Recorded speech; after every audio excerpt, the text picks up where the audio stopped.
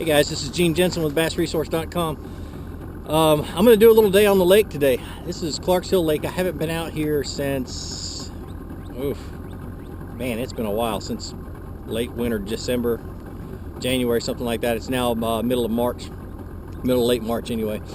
I'm basically just going to come out here and figure out the fish. I don't have a whole lot of information about what's going on right now. But I'm going to talk you through what I'm doing today, and hopefully I can figure these fish out. So to start off with, I got on the lake. First thing I noticed was the water temperature is 56.4, so it's coming up, but we just had a cold front day before yesterday, so it's the second day after a cold front. I don't suspect the fish will be very active. I've idled across, keeping an eye on my Lowrance, but coming across this little pocket, and I've noticed that every single pot of bait fish that I've seen has been at 15 feet deep. Okay, so that tells me they've probably pulled back a little bit because of this cold front. But I'm gonna keep motoring around. The first thing I do when I get to a lake is I check the temperature of the water, especially in the springtime, and I look at the watercolor, and the watercolor gives me an idea of what lures I'm going to use. This is a little bit stained. I may not stay in this pocket. I may go out towards the main lake and try to find some clearer water. Actually, this is quite muddy for this lake. But I checked the watercolor. I've checked the weather. I've paid attention to what's been happening in the last couple, 2 or 3 days. You know, a cold front. If the fish, and I heard last week that the fish had pulled up shallow. If a cold front came through, that means they've pulled the fish back. The fish have pulled back out. So I'm guessing that all these fish I'm seeing at 15 feet you know, that's where they've pulled out to. Anyway, let me run around and see what happens. All right, let me show you what I'm seeing. This is the 10 to 15 foot range, and I'm seeing balls of bait fish.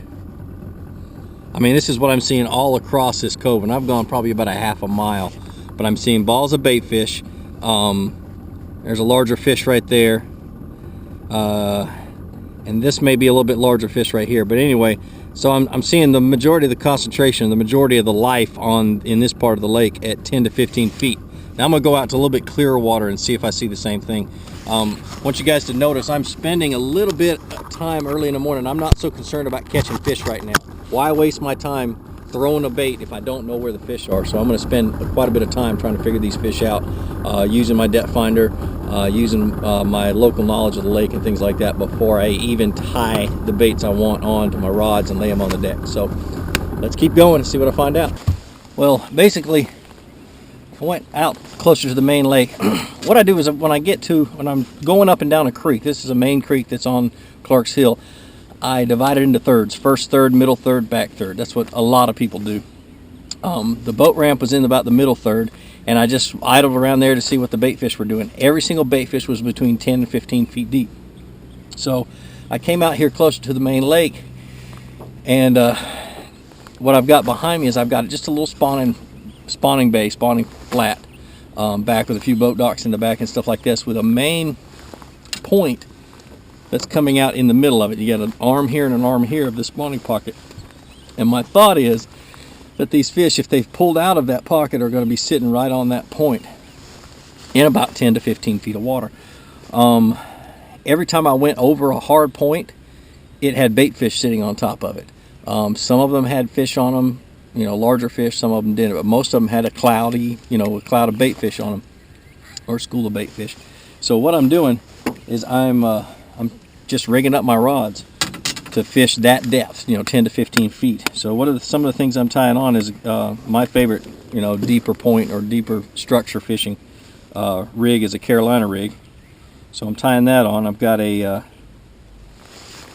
deeper diving Lucky Craft Squirrel 79. Try that one out. This is a Strike King crankbait, goes 10 to 13 feet. I don't know what series it is, probably a series 5. A jig, and that's it for right now. We're going to see what happens with those, and I'm just going to cover that depth for the next half hour and just see what happens, see if I get a bite. You know, I'm going to try to, because this is a green pumpkin lizard, which is my favorite color on this lake, I want to brighten it up a little bit because the water is a little, quite a bit stained. We had a lot of rain night before last, when that cold front came through, and I mean a ton of rain, and so it's muddied up the water. So to brighten this up, I'm going to dip the tail in some JJ's Magic and try to throw bright colors. As you can see, this is the only deep diving crank or jerkbait I've got, but I think it'll work since it's white and got a little bit of chartreuse on the sides. And I'm gonna work it kind of fast because it's 56 degree water. And let's just see what happens. Who knows? All right. Typically, when I first get to a lake,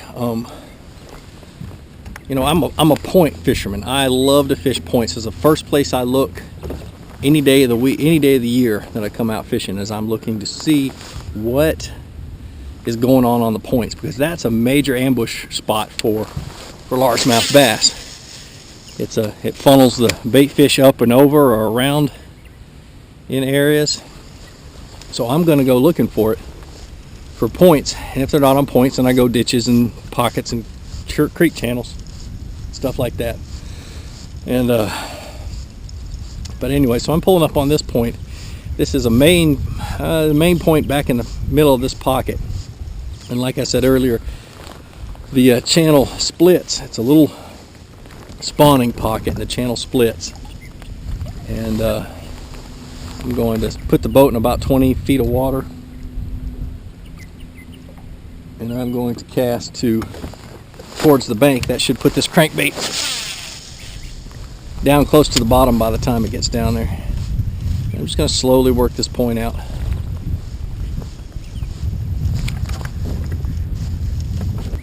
I'm going to start off with a crankbait. I'm going to move from a crankbait to something that's on the bottom, a jig or a Carolina rig. But I like to have things on the deck that will cover not only the water column, but speeds and things like that. If I'm working the bank, if I'm searching for fish, I've always got a bait like a spinner bait or you know, a rattle trap or a crankbait, something that's a moving bait. And I have something I can pitch to cover that I see, or to boat docks.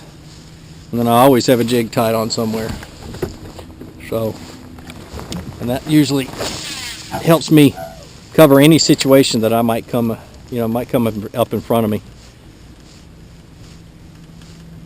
All right, I just switched from a crankbait to a Carolina rig. I'm gonna let it go down to the bottom.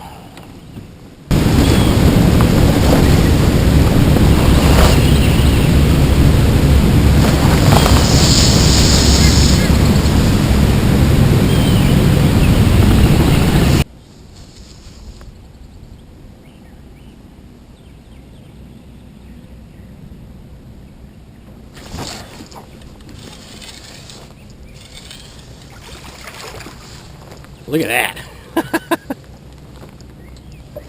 Like I said, you spend a little bit of time with your electronics if you have a boat. You know, this ain't a big fish, but look, he came out deep. He's pale. He's still got that winter color to him. He's a little buck bass. But they'll get bigger. But if you spend a little bit of time with your electronics early in the morning, don't worry about fishing right away. And you know, figure out what the bait fish are doing. Find the bait fish. The bait fish is always the key. Then go looking for the structure that would hold the bass at whatever level the bait fish are at.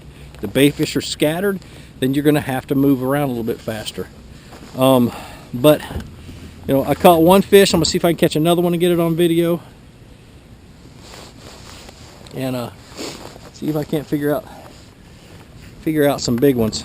But anyway, I'm gonna back off a little bit. The boat moved up into 15 feet of water, and that bass hit in 12. So where were the bait fish? Between 10 and 15 feet of water. Wherever the bait fish, whatever level the bait fish are at, 9 times out of 10, that's where the bass are gonna be. So let me see if I can duplicate that, catch another one.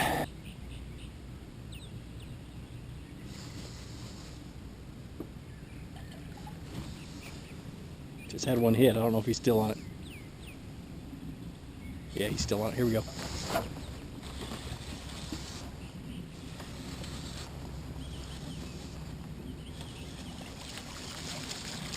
Same size.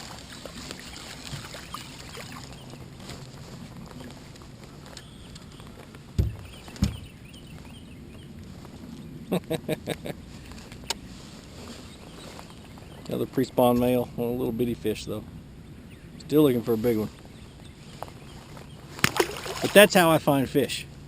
Every time I'm out, I don't, nine times out of 10 they're not going to bite, but I'm lucky. I've got out here, I found a school that's willing to bite. I can probably catch a fish every cast here for the next few casts, and eventually find some big ones.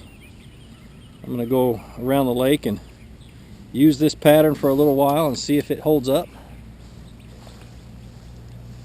And it took me all of 45 minutes. 30 minutes of motoring around, 5 or 10 minutes to rig my rods.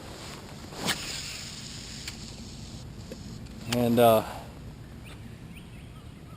started out with something moving to see if they were a little bit active. They wasn't getting a bite. I only made 3 or 4 casts with a crankbait. Switched over to a Carolina rig because it's on the bottom. And of course it's a Carolina rig lizard. It's a rage lizard is what it is. But for years I used zoom lizards too. But I like the rage lizard because the tail moves a little bit easier when you're in the water, so you get a little bit more flutter action in the water. Dip that sucker in JJ's Magic, and it's a bite every cast.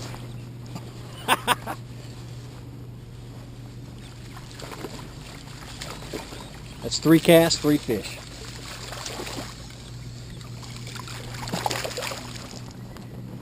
A little bit better fish. But like I always say, visit bassresource.com for the answer to all your questions about bass fishing. Bass Resource is where I learned all of this stuff. I didn't learn it by chance. I went there years ago and figured it out. But subscribe to my YouTube channel. Thank you for all your comments. Thank you for supporting my channel. I really appreciate all my subscribers. Get out on the water, try some of this stuff out. And like I always say, have a great day.